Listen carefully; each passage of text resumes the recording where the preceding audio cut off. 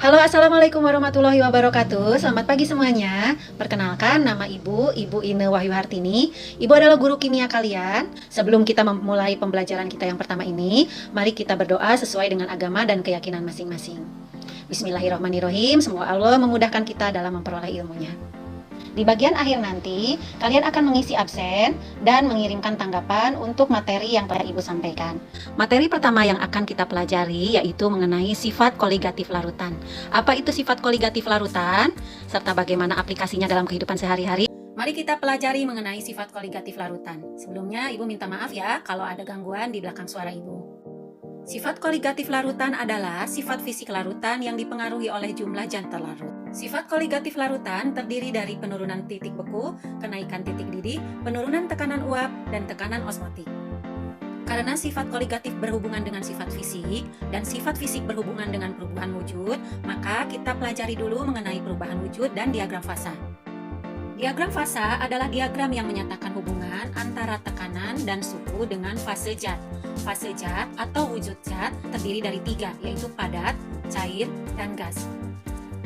Titik didih adalah suhu atau temperatur ketika tekanan uap zat cair sama dengan tekanan uap dari lingkungannya. Sedangkan titik beku adalah temperatur atau suhu saat tekanan uap zat cair sama dengan tekanan uap zat dalam bentuk padat. Sifat koligatif digambarkan dengan pergeseran kurva pelarut murni, yaitu yang berwarna ungu, menjadi kurva larutannya, yaitu yang berwarna hijau. Tekanan uap larutan akan lebih rendah dari tekanan uap pelarut murninya. Titik beku suatu larutan lebih rendah dari titik beku pelarut murninya. Sedangkan titik didih dari satu larutan biasanya mengalami kenaikan atau lebih tinggi dari titik didih pelarutnya. Bagi kalian yang masih bingung apa itu pelarut dan larutan, perhatikan gambar ini. Larutan adalah ketika zat terlarut dilarutkan dalam suatu pelarut. Misalnya, kamu melarutkan sejumlah gula pasir ke dalam air, sehingga terbentuk larutan gula pasir. Air adalah salah satu pelarut universal dan banyak digunakan. Selain air, alkohol juga sering digunakan sebagai pelarut, antara lain untuk melarutkan parfum. Titik beku es krim berbeda dengan titik beku es biasa atau pelarut murni air biasa. Kenapa hal tersebut bisa terjadi? Karena pada es krim atau es yang lainnya, kandungan di dalamnya itu bukan hanya air saja, tapi juga ada bahan-bahan tambahan lainnya yang menyebabkan terjadinya perubahan sifat fisik titik bekunya. Kita lanjutkan mengenai sifat koligatif. Di dalam gambar ini terlihat ada 3 buah beker gelas, masing-masing berisi 1 liter air. Yang pertama dilarutkan 1 mol urea, beker gelas kedua 1 mol NaCl, beker gelas ketiga 1 mol CaC2O4.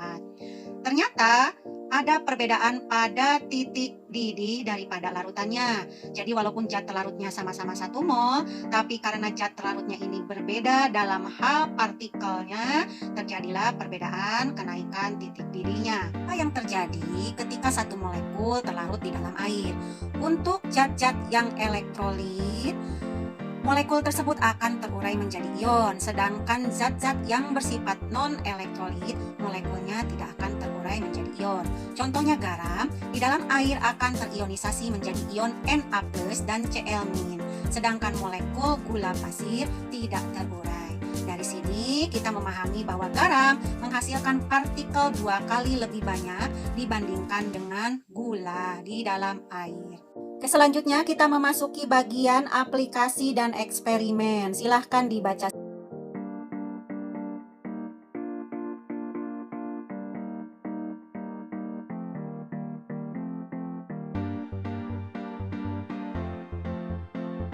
Kemudian, kalian akan melakukan eksperimen di rumah. Kalian tonton dulu beberapa video yang ada di playlist YouTube Ibu. Kemudian pilihlah eksperimen yang paling mudah untuk kalian lakukan di rumah.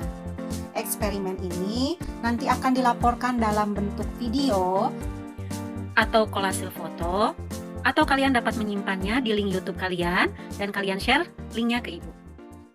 Apabila ada yang belum dipahami mengenai materi ataupun eksperimen yang akan dilakukan di rumah, silakan hubungi Ibu. Sampai berjumpa lagi minggu depan. Semoga sehat walafiat ya. Terima kasih. Wassalamualaikum warahmatullahi wabarakatuh.